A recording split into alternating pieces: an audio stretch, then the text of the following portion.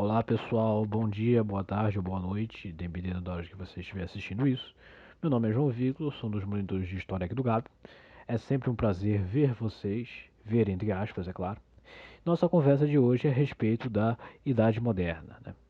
Idade Moderna é um período que vai ali do final do século XIV não, perdão, final do século XV até o final do século XVIII. E assim, não é um período muito longo se a gente for comparar, por exemplo, com a Idade Antiga ou com a Pré-História, que tem milhões de anos, né? Mas assim, apesar de não ser um período muito longo, é um período bastante denso. Tem transformações acontecendo em diversos setores da sociedade, na religião, na política, na economia, na cultura, né? E então, embora não seja um período muito longo, é um período onde vai ter realmente muita coisa acontecendo ao mesmo tempo. Isso que é o mais interessante. Costuma-se dizer que o início da Idade Moderna é 1453, com a queda de Constantinopla. Mas a verdade é que, assim, essa data é mais simbólica e as transformações, né, que vão fazer com que o mundo que nós conhecemos na Idade Média passe para o mundo da Idade Moderna, elas não são assim bruscas, não acontecem do dia para a noite. Elas são lentas, elas demoram séculos para acontecer, certo? E é importante, né, que antes da gente entrar assim de cabeça nos assuntos da Idade Moderna propriamente dita, a gente entenda como é que ela surgiu, como é que foi o fim da Idade Média, como foi essa transição para o período moderno. Então, sem mais delongas, vamos começar a nossa aula. Tá? Já que a gente vai falar sobre Idade Média, vamos relembrar como é que era o mundo na Idade Média. É, melhor dizendo, a Europa medieval, a Europa da Idade Média. Por quê? Porque o que a gente vai ver aqui aconteceu tudo na Europa. Se a gente parar para pensar, nos nossos livros, tudo que a gente aprende a respeito da Idade Média é o que aprende no continente europeu. Então a gente tem que fazer essa observação antes de começar a estudar. Então, a Europa medieval é uma Europa rural, onde as pessoas viviam no campo, faziam praticamente tudo que precisavam no campo, moravam no campo, trabalhavam no campo, certo? E essa é, ruralização é decorrente do final do Império Romano, do Ocidente. Tá? Um dos motivos para a queda do Império Romano foi a constante invasão de povos bárbaros. Né? Então a gente tinha hunos, visigodos, francos, diversos povos que toda hora estavam assim invadindo as cidades e saqueando as pessoas que ali viviam. Então as cidades acabaram se tornando um lugar inseguro para se viver, certo? E como consequência, né, por uma questão de medo também, as pessoas que moravam na cidade fugiram para o campo, né, e acabaram se estabelecendo por lá. E no campo a gente vai ter o surgimento também dos chamados feudos. Né? Esses feudos são propriedades rurais que eram de posse de um nobre, e esse nobre era que cuidava e desmandava no feudo como bem entendia. Né? Então ele fazia as próprias leis do feudo, ele fazia as punições para quem não seguia suas leis. Se havia comércio, era ele que criava a moeda. Os impostos que os servos pagavam, era ele que fazia. Então, assim, praticamente tudo que acontecia dentro do feudo passava pelas mãos do seu feudal, pelo nobre. E aí, aos poucos, os feudos foram se espalhando, a Europa foi se dividindo em feudos, e como consequência disso, a gente vai ter um processo de descentralização política. Essa descentralização política acontece por causa do seguinte: tem cada vez mais feudos. Né? O que importa dentro, para quem está dentro do feudo, são as regras do próprio feudo. Né? E o rei, que é o, digamos assim, era o todo-poderoso há um tempo atrás, ele vai ficar sendo uma figura mais simbólica durante esse tempo. Por quê? Porque existem as leis reais, mas elas não são importantes. Né? O que importa mesmo são as leis do próprio feudo. E aí, nesses feudos viviam, além do nobre, além do senhor feudal, do dono da terra, viviam também servos. E esses servos eram camponeses que trabalhavam nas terras do senhor feudal, que plantavam, que colhiam, que cuidavam de tudo, do serviço pesado. De tudo que eles produziam, eles pagavam uma parte para os seus, digamos, patrões. Essa parte era em forma de feudos, em parte era em forma de impostos, em forma de serviços, enfim. E em retribuição a esse trabalho que eles faziam, eles podiam ficar vivendo ali nas terras do seu feudal. Tinha um lugarzinho para eles chamado de Manso Servil, e eles podiam criar a, a sua própria terrinha, né, plantar o necessário para sobreviver, criar alguns animais, fazer uma casinha, enfim, nada muito, digamos assim, luxuoso. E aí O... Durante muito tempo, a economia do período medieval foi uma economia predominantemente agrária, ou seja, as pessoas plantavam, as pessoas tiravam o seu sustento das plantações dos campos, certo? E essas plantações, aquilo que eles produziam, ia para a própria mesa deles. Ou seja, era uma produção voltada para o consumo próprio. Havia comércio, havia, mas era, digamos, pouquíssimo. Né? O comércio só vai voltar de fato com o renascimento comercial, que a gente vai ver um pouco mais na frente. E a sociedade medieval era dividida entre três classes de pessoas. Havia o clero, né? Havia os sacerdotes religiosos, e a Igreja Católica, digamos assim, é, influenciava em basicamente tudo que acontecia naquela época, influenciava nas artes, na educação, na ciência, influenciava o jeito com que as pessoas pensavam, se comportavam e se vestiam. Né? Então a Igreja Católica tinha basicamente um dedo em tudo que acontecia. E aí, abaixo do clero, tinha a galera da nobreza, que eram os donos dos feudos, os senhores feudais. E esses senhores feudais conseguiam terras através das guerras.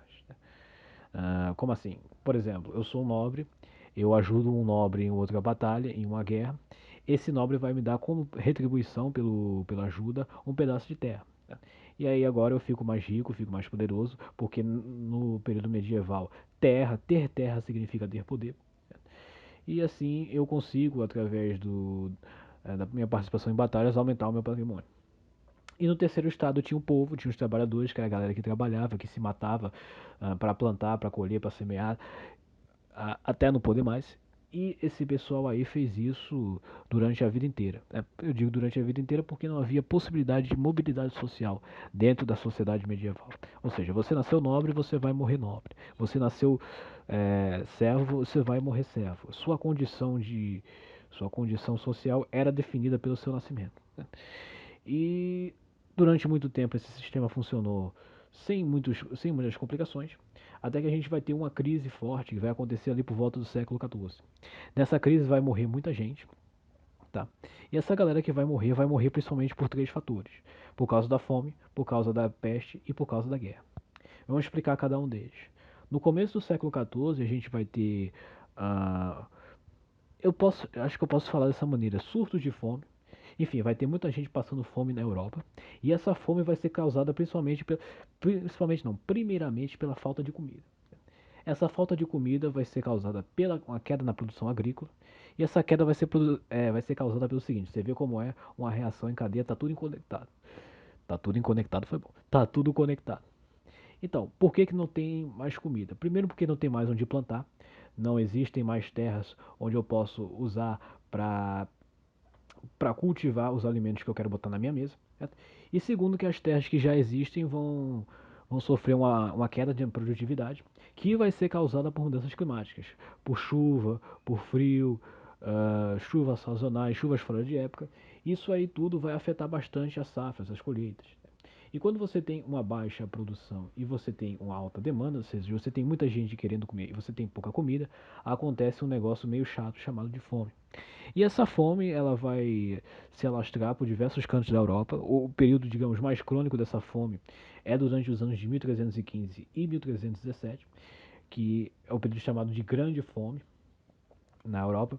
E os relatos que a gente tem dessa grande fome são assim bem bestiais mesmo. Gente que era obrigada a comer os próprios filhos para sobreviver, gente que era obrigada a apelar para o canibalismo para não passar fome. A gente tinha pilhas de pessoas mortas, de corpos mortos nas ruas, de pessoas que morriam por conta da fome. Então, assim, era uma situação bem de calamidade mesmo. E aí, aos poucos, justamente por causa dessa falta de comida, dessa fome, as pessoas iam ficar cada vez mais fragilizadas, com a saúde mais deteriorada. E isso daí só ia pavimentar o caminho para a chegada da famosa peste negra, que apareceu na Europa por volta ali mais ou menos do século XIV. Essa peste ela foi trazida por é, nossa, deu um pequeno branco, mas eu lembrei o que eu ia falar. Essa peste aí foi levada para a Europa por mercadores, né, genoveses, venezianos, que iam fazer comércio lá no outro lado do mundo, né, lá na Ásia. Não é bem outro lado do mundo, mas é na Ásia. E aí eles traziam para cá nos navios deles ratos, e nesses ratos vinha a pulga, né, que era a transmissora da peste. E aí quando eles chegavam, quando os navios desembarcavam nos portos, os ratos saíam e aí os ratos espalhavam as pulgas por tudo que é canto. E aí vai morrer muita gente por causa da peste, estima-se que vai morrer metade a um terço da Europa só por conta da peste. E aí a peste vai piorar ainda mais a situação da fome. Por quê? Só um segundinho que eu vou ver quanto tempo eu tenho. Ah, tem muito tempo aí. Por quê? Porque se não tem ninguém para plantar, se não tem ninguém para colher, se não tem ninguém para produzir comida, porque tá todo mundo morto, né? A gente vai ter menos comida ainda. E se a gente tem menos comida ainda, a fome vai piorar ainda mais, né? Matando ainda mais gente. E nesse período também a gente vai ter uma série de guerras. Tá? A mais famosa dessas guerras é a Guerra dos 100 Anos, que vai acontecer entre França e Inglaterra. E uh, é, essa guerra vai acontecer assim, vai acontecer por causa de um problema na sucessão do trono francês. Aí o rei francês morreu, deixou filhos, não deixou filhos, quer dizer, deixou filhos, mas os filhos dele morreram. Aí a única filha que restou era casada com o rei da Inglaterra. Enfim, é um baita problemão que não vale muito a pena a gente falar agora. O que importa a gente falar é o seguinte, que quem participou dessas guerras? Quem é que vivia guerreando na Idade Média? Eram os nossos amigos nobres. E aí esses nobres, por conta dessa guerra que vai durar muito tempo, por conta da peste também, eles vão ter muitos prejuízos. E eles vão tentar reaver esses prejuízos cobrando impostos ainda mais pesados dos camponeses, dos servos. Os servos vão se revoltar porque não só eles estavam passando fome, não só eles estavam preocupados com a peste, mas agora eles ainda tinham que trabalhar em dobro. E aí, como resultado disso, a gente vai ter revoltas, né? Revoltas camponesas que vão acontecer na França e na Inglaterra.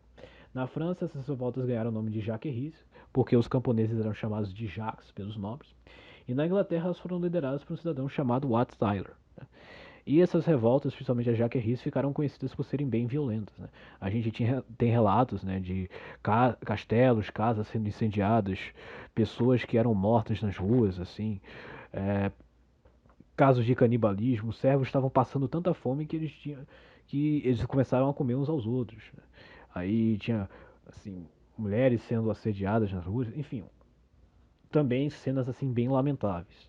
E aí os nobres tentaram reprimir a revolta, os nobres também usaram de violência, não foram só os servos que foram violentos, todo mundo era violento. Né?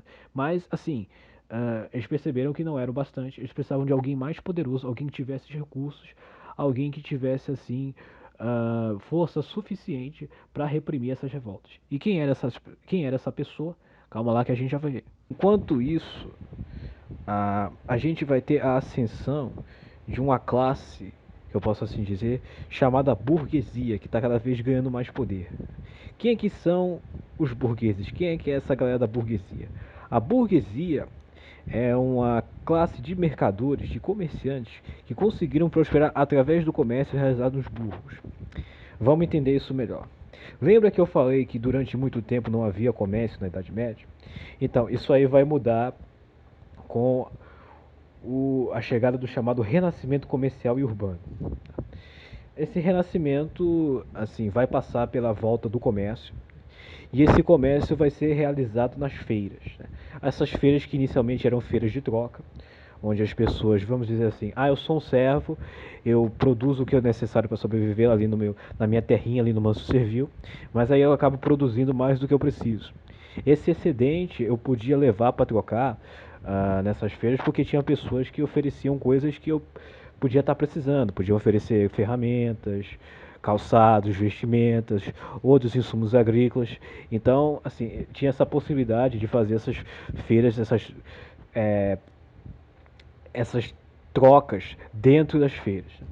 E aí aos poucos as feiras foram crescendo, as feiras foram ficando cada vez mais populares. E aí, para proteger essas feiras, foram construídas muralhas em torno dessas feiras. E essas muralhas tinham o nome de burgos, ok? E aí, dentro dos burgos, moravam os burgueses, que eram também artesãos, banqueiros, mas principalmente eram comerciantes. E aí, aos poucos, as feiras foram ficando cada vez mais populares. Ao invés das feiras de troca, passaram a ser usadas moedas, né, nas transações comerciais. As pessoas passaram a pagar para comprar produtos. E aí essas feiras foram crescendo cada vez mais, né, e atraíam não só comerciantes, não só pessoas que eram dedicadas à venda de mercadorias, mas também pessoas que prestavam serviço, tecelãs, artesãos, pessoas que faziam concertos. Essa galera aí foi começando a se juntar nas feiras, oferecendo seus serviços para as pessoas que passavam.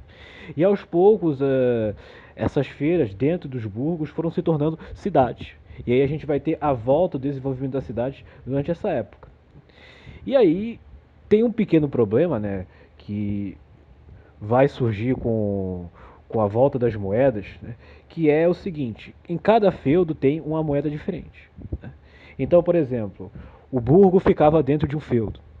Aí o comerciante fazia negócios, fazia comércio com as suas moedas, com as moedas daquele feudo. Só que aí ele ia para outro feudo, né, comprar, por exemplo, produto diferente, ele tinha que usar outras moedas. E fazia a mesma coisa para os outros feudos. E não só moedas, mas também impostos, né? Por exemplo, se o feudo, se o, se o burguês, ele quisesse, se o comerciante burguês quisesse, por exemplo, criar um burgo dentro de uma terra de um seu feudal, ele tinha que pagar impostos, né?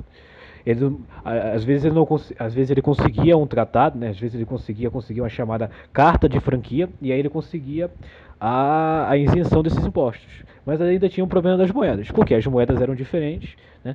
E se o burguês, o comerciante, quisesse, digamos, trocar essas moedas, ele tinha que recorrer a um cambista. Só que esse cambista, ele pedia um pouco dessas moedas em troca. Era a condição dele para fazer a troca das moedas. E aí isso aí prejudicava muito, essa falta de padronização prejudicava muito os negócios dos comerciantes. Então eles precisavam de alguém, né, que criasse uma moeda única, que criasse leis únicas, criasse impostos únicos para facilitar o trabalho deles. E aí a gente tem alguém que quer uma padronização dos leis, impostos e moedas, e a gente tem alguém que quer proteção, certo? Que quer alguém que o ajude a reprimir essas revoltas dos servos e alguém esteja disposto a bancar os seus luxos. Quem é que vai fazer isso? É o rei. Então o rei vai estabelecer tratados com a burguesa, com a burguesia e a nobreza, e como consequência a gente vai ter um processo de centralização política. O poder que era antes descentralizado, era dividido entre os vários seres da sociedade, vai novamente ser concentrado nas mãos de uma pessoa só, que é o rei. E aí, com o processo de centralização política, a gente vai ter a formação dos estados nacionais. A gente vai ter a formação do Estado espanhol, formação do Estado francês, formação do Estado português, formação do Estado inglês. Cada um deles vai surgir de uma maneira diferente. E cada um deles tem uma história por trás. Mas eles têm algumas coisas em comuns, que é algumas coisas em comuns, eu falei. Coisas em comum que, primeiro, eles têm um território bem definido, ou seja, eles têm fronteiras bem definidas, e um idioma comum que é falado em todos os cantos, né, desse estado. A gente vai ter também a criação de leis, moedas e impostos que são vigentes em todo o território nacional. Então a gente tem uma moeda única para a França, uma moeda única para a Inglaterra, uma moeda única para Portugal, uma moeda única para a Espanha, leis assim que atingem todo o território, que não são, digamos assim, limitadas a apenas uma parte, apenas um pedaço desse território. Isso aí vai facilitar bastante o trabalho dos comerciantes, que não vão ter que mais recorrer aos cambistas, né, para ficarem fazendo trocas, para terem que mudar as moedas o tempo inteiro. A gente vai ter o surgimento de uma burocracia administrativa, que são funcionários públicos que vão, digamos assim, estar encarregados, né, de manter a ordem, né, de fiscalizar para ver se está todo mundo pagando os impostos, para ver se as leis estão sendo cumpridas, para contar esses impostos. Enfim, são os funcionários públicos, né, aquela galera que trabalha para o rei, que trabalha para o Estado, para manter o Estado funcionando. E a gente vai ter também a formação de um exército nacional permanente, né, cujos lucros vão ser financiados cujos gastos vão ser financiados pela burguesia. Né. Uma das razões pelas quais o rei ele procurou fazer esse acordo com a burguesia é porque a burguesia tinha dinheiro, os burgueses tinham dinheiro, eles mexiam com dinheiro, então eles tinham recursos, né.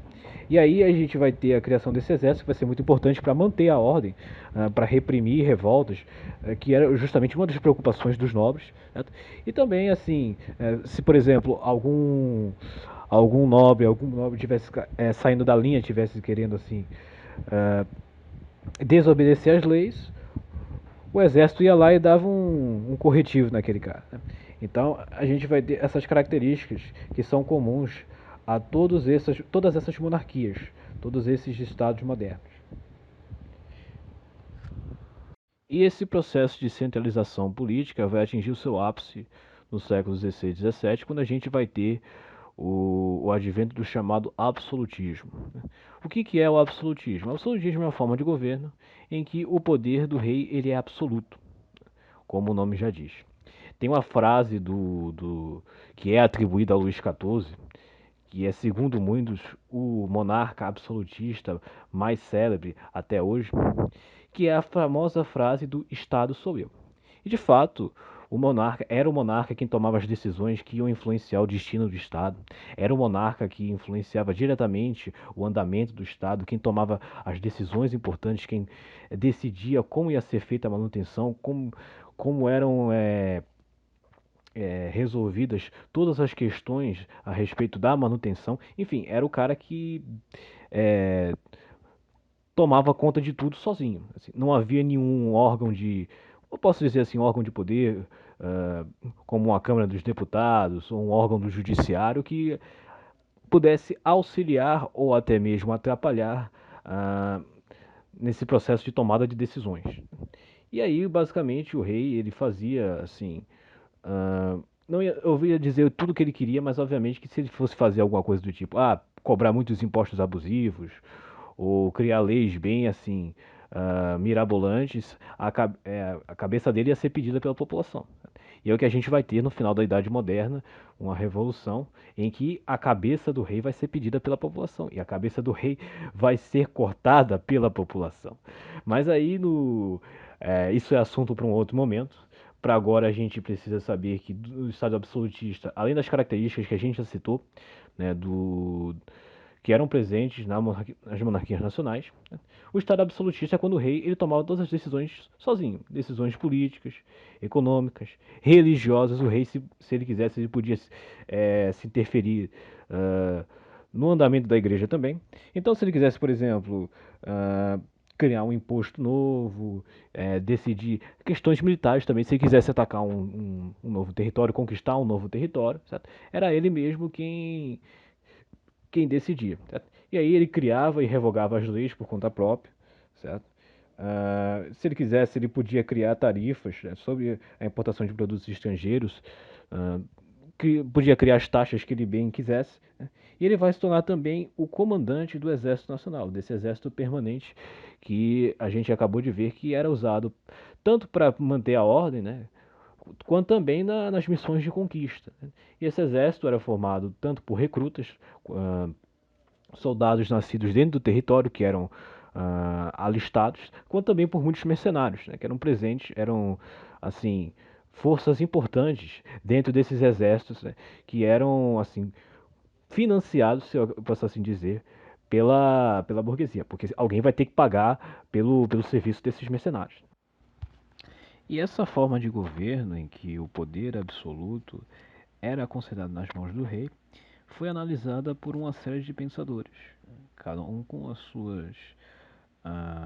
suas opiniões, né, suas razões próprias para suas opiniões, e alguns deles achavam que o absolutismo era o modelo mais adequado de governo para os Estados nacionais.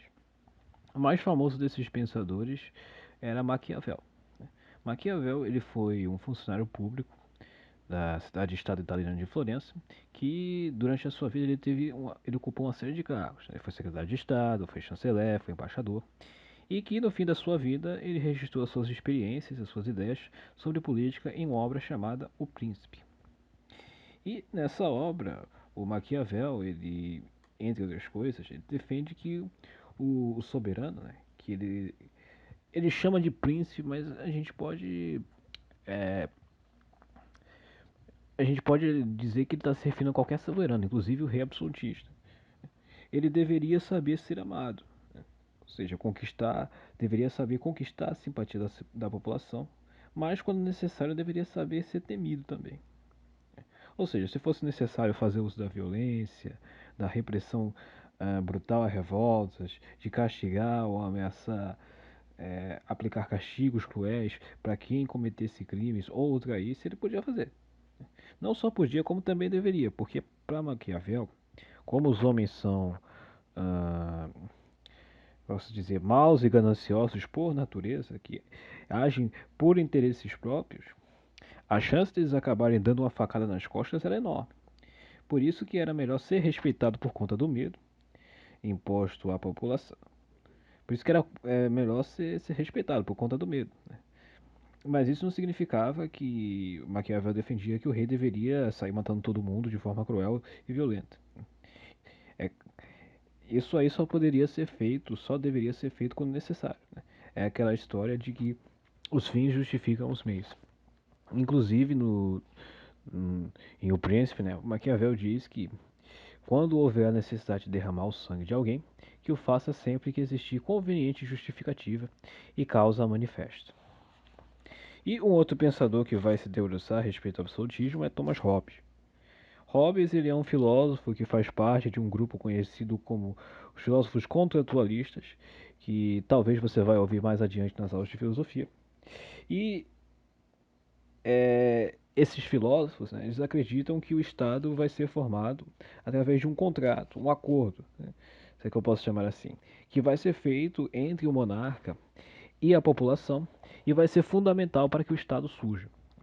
E para Hobbes, esse contrato ele acontece porque naturalmente os homens são maus, né? Assim como, digamos assim, a gente pode traçar um paralelo, né, com o que Maquiavel acreditava. Para Hobbes, os homens são maus, são indivíduos movidos pela ganância e cobiça próprios, e que se não houver leis que protejam uns dos outros, eles vão acabar saindo por aí matando e roubando até não poder mais. Então, inclusive, né, tem a famosa frase do que o Hobbes criou, que é o homem é o lobo do homem. Então, para, digamos assim, para proteger os homens da sua própria natureza maligna, era necessário um Estado forte e poderoso que, que fosse capaz disso. Né?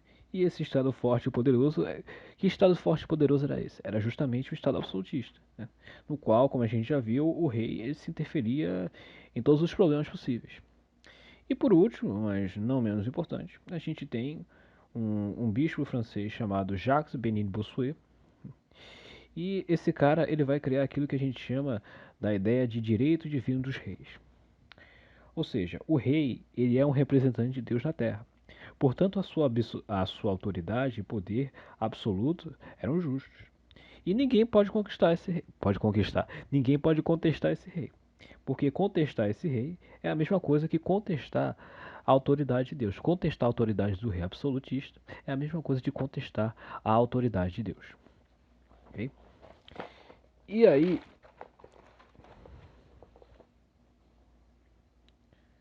no, no plano econômico, a doutrina desses reis absolutistas era a do mercantilismo.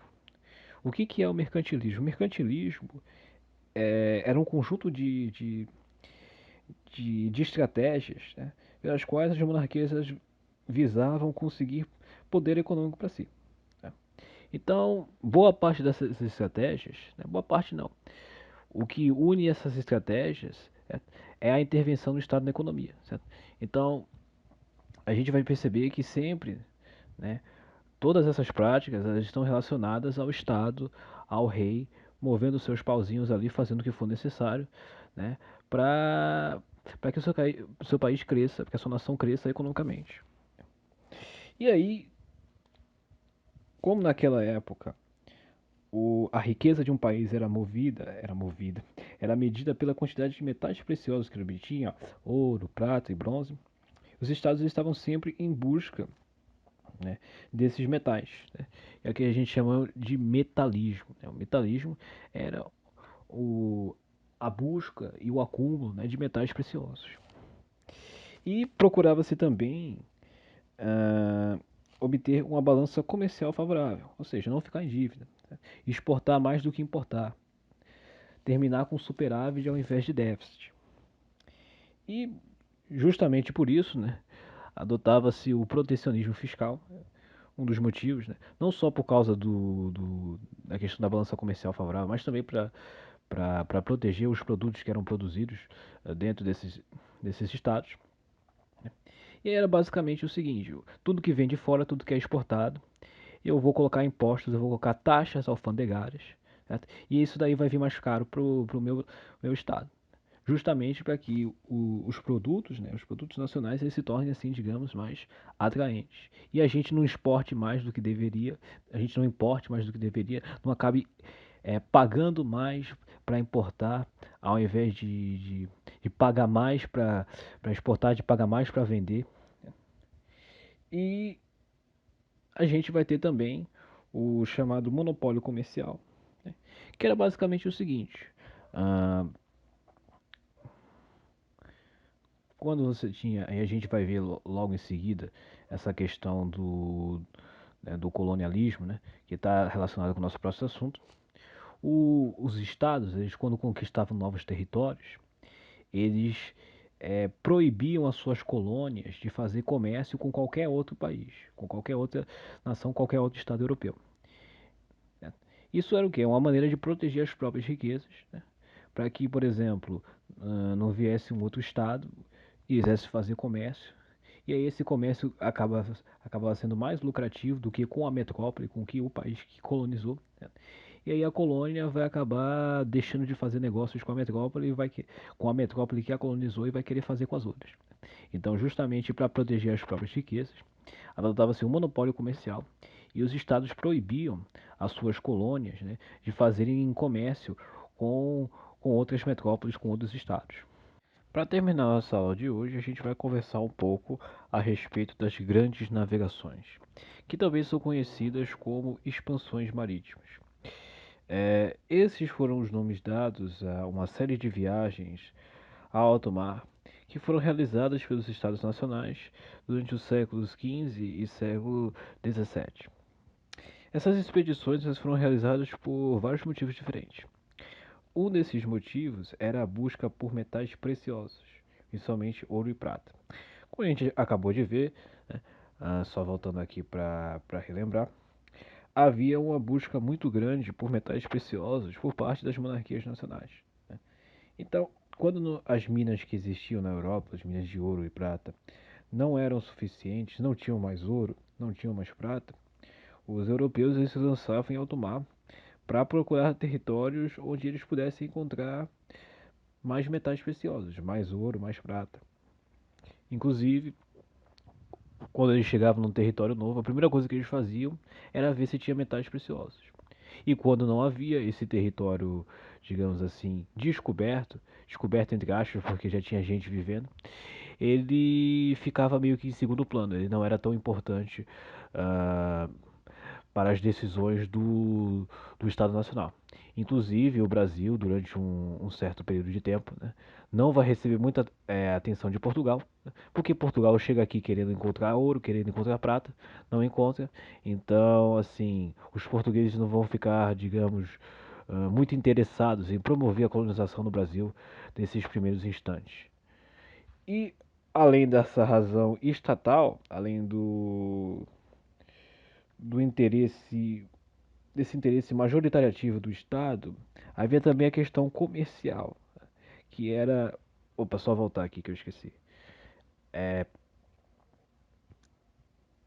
Assim, tinha a questão relacionada do comércio, tinha o motivo dos metais preciosos, né? E tinha o motivo que era ligado ao comércio, que era de estabelecer novas rotas comerciais, né? O que são essas rotas comerciais? A gente primeiro precisa entender isso. Então vamos lá. Vamos entender o seguinte: o contato entre europeus e asiáticos, né, que até então era quase inexistente, vai acontecer por conta das cruzadas, né? Vamos lembrar o que são as cruzadas. As cruzadas são expedições militares que acontecem na Idade Média, cujo objetivo principal era reconquistar a cidade de Jerusalém, que havia sido tomada pelos árabes. E embora essa expedição não fosse muito bem sucedida, né, a gente vai ter uma série de cruzadas justamente por conta de que Jerusalém vai ser reconquistada, mas depois vai cair na mão dos árabes de novo. E aí os cristãos vão tentar reconquistar, mas não conseguem. E aí eles vão organizar mais cruzadas, enfim. E aí tem várias expedições, tudo isso vai acontecer durante a Idade Média. E assim, embora essa conquista não fosse sempre bem sucedida, os europeus que viajavam para o Oriente acabavam comprando produtos locais. E quando voltavam, é claro. Quando voltavam, porque se não tivessem morrido nas guerras, eles os levavam para a Europa. E que produtos eram esses? Especiarias, eh, roupas de luxo, tapetes persas, porcelanas chinesas, enfim, uma série de produtos. E aí, isso tudo era vendido naquelas chamadas feiras, né?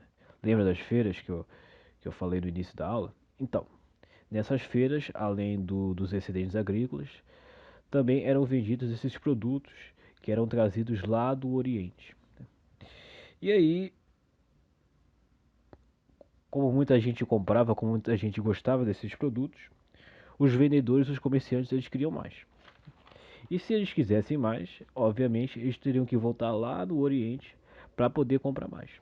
E por onde é que eles vão voltar? Pelo mesmo caminho que a galera que participou das cruzadas fez para chegar até o continente asiático. E é esse caminho de terra, né, que acabou ficando conhecido como rota comercial. Só que tem um pequeno porém.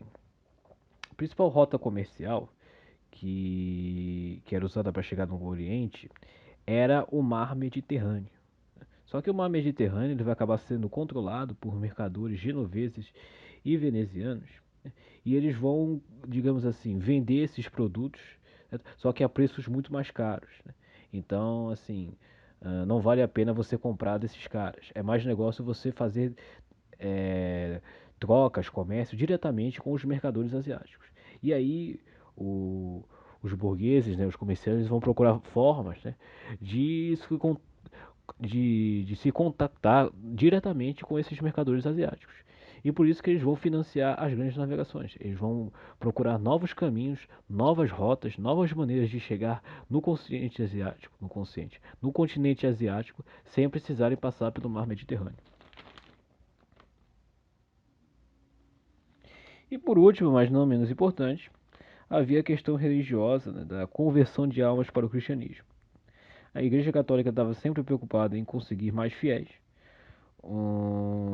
em converter mais pessoas para Cristo, e por isso mesmo que eles apoiavam essas expedições, porque era a maneira deles de levar a fé, essa fé cristã, até as pessoas desses territórios desconhecidos que eram descobertos. E é por isso então que a gente costuma dizer que as grandes navegações não tiveram só propósitos econômicos e comerciais, mas também tiveram propósitos religiosos. E aí, o primeiro país que vai se lançar em alto mar foi o país de Portugal, né, cujo pioneirismo é decorrente de uma série de fatores, né? Primeiro, porque a centralização política em Portugal aconteceu antes dos demais estados. Então, o Estado português ele já era organizado, já tinha recursos suficientes para dar início às expedições antes do que todo mundo. E, além disso, Portugal estava localizado numa posição bem favorável, certo? Bem de frente para o mar, bem de frente para o Oceano Atlântico, o que facilitava as saídas em relação aos outros países. E também foram feitas, né, muitos investimentos na área de navegação, na área da ciência náutica. E como resultado disso, Portugal ele vai acumular uma série de territórios, vai descobrir muita coisa, assim, logo nesses períodos, né, de século XV, século XVI, antes das demais monarquias nacionais se lançarem ao mar. E a gente tem aí nesse, quadro, nesse quadrinho uma série de conquistas, né? A primeira conquista vai ser a tomada de Ceuta, né, que é um entreposto ali no norte da África. Depois a gente vai ter a ocupação das Ilhas da Madeira, de Açores, chegada no Cabo Borrador, chegada no Cabo Verde. A gente vai ter Bartolomeu Dias que vai contornar ali o Cabo da Boa Esperança. Nós vamos ter o famoso Vasco da Gama, né, que foi imortalizado por Camões no, no seu livro de poesias Os Lusíadas. Vai ter todo um bafafá entre ele e o rei de Calicut. Depois eu recomendo que vocês leiam para entender melhor. E por último, e não menos importante, a gente vai ter em 1499 a chegada de Dom Pedro Álvares Cabral e aquilo que nós conhecemos hoje como Brasil. A gente vai ter o descobrimento, entre aspas, do Brasil. Descobrimento por quê? Porque, na verdade, essa terra já havia sido descoberta faz tempo, porque no nosso país, nas terras que compõem o nosso país, já viviam há milhares de anos populações de indígenas, ok? E como consequência das grandes navegações, depois não vai ser só Portugal, a gente vai ter Espanha, a gente vai ter Inglaterra, a gente vai ter França, a gente vai ter um monte de países participando, né? A gente vai ter a descoberta de novos territórios. Um desses territórios é o nosso continente americano. Certo? A gente vai ter esses territórios que vão ser descobertos, vão ser transformados em colônias. Né? E os estados nacionais, aos poucos, eles vão acumulando cada vez mais colônias, vão expandindo seus territórios, vão expandindo as suas riquezas. Né? A gente vai ter a formação do Império Português, a formação do Império Espanhol. Né? E a gente vai ter também o surgimento de novas rotas comerciais, que era o principal interesse da burguesia, por isso que eles patrocinaram essas navegações. E a gente também vai ter o surgimento do tráfico negreiro, do comércio de escravos negros africanos. Bom, pessoal, infelizmente o tempo não nos permite conversar um pouco mais. O que nós não vimos hoje, nós vemos no nosso próximo encontro. E até lá, eu espero que vocês se cuidem. Qualquer dúvida podem falar comigo. Qualquer coisa que precisarem, eu estou à disposição. Né? E por hoje é só. Espero ver vocês, ver entre aspas, no nosso próximo encontro. Então, é isso. Tchau, tchau.